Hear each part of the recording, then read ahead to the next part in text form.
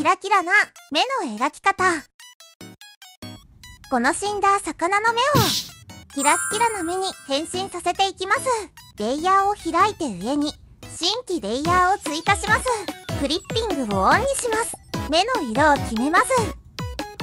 目の下の方に色をのせます。暗い色を作って上の方にも塗ります。黒と水色の間の色をスポイトして瞳を描きます。黒で瞳を縁取ります。水色で先ほど黒で縁取ったところを縁取ります。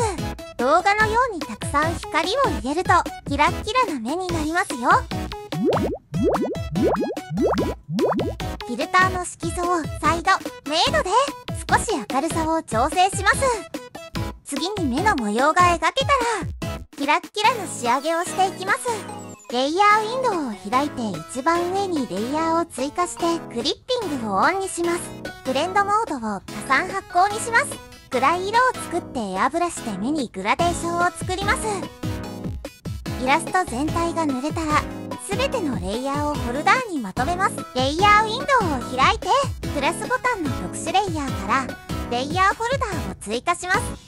上から3本線を右にスライドするとフォルダーに入れることができますよ。一つにまとまった。Sakiri Chan。フォルダーにまとめることができたらイラスト全体の仕上げをしていきます。レイヤーウィンドウを開いてイラストのフォルダーレイヤーの上に新規レイヤーを追加してクリッピングをオンにします。ブレンドモードをスクリーンにします。